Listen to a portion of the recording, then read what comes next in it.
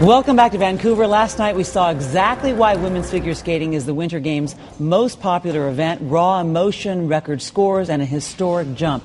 And that was only in the short program. We've got today's special correspondent, Kristi Yamaguchi, who won gold in 1992, and Scott Hamilton, who did it in 1984, joining us this morning. Good morning to both of you. I called her Olympic gold performance. That was my first Olympics as a broadcaster, so that was very exciting. And you called the event last night, and you were also in the Coliseum. In fact, you were blogging last night. Describe the feeling in the Coliseum last night. I mean, it was electric. It was, I think, everyone is ready for it to finally get underway, the ladies' event, and anticipation to see the top contenders, how they would hold up under the pressure. And wow, Yuna Kim from South Korea did not disappoint from that first move. The look, yeah, that look. As soon as her music started, it was like, wow, okay, let's sit back. She was under immense pressure, and she didn't disappoint. And she scored, what, a 78.50. It's a world record in the short program. Scott, just how impressive is she? You know, as great as it is on TV, you've got to see it live to really, truly understand how special she is. She flies across the ice.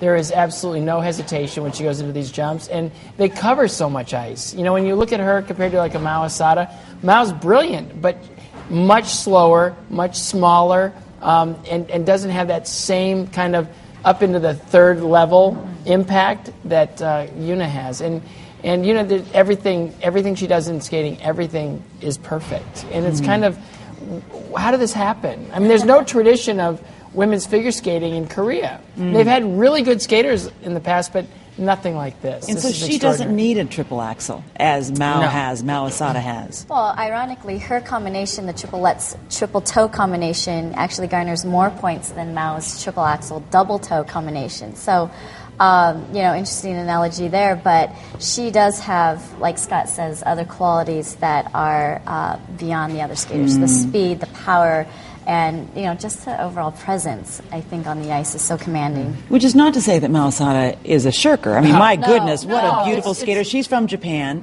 and she's got to be thinking about her strategy this morning after what happened last night, barring a mistake, right? You're laughing at me. No, it's like your strategy. She's the only woman in the world that does triple axel, right? And she's going to probably put two of them in her long program, and it probably won't be enough. Because the way that Yuna sets up her program is a beautiful triple axel. No, it's just gorgeous. But, again, it doesn't have that same speed and the same flow across the ice.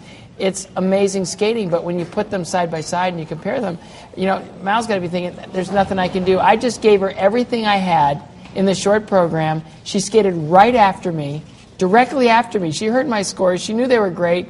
And she threw it down and beat me by 4.5 points. Not fair. No, that's not right. And they're both so good, and they've had such a long rivalry. But when it's back to back like that, it's really obvious, especially when you're in the building. We've got to get to the Americans because we've got two Americans.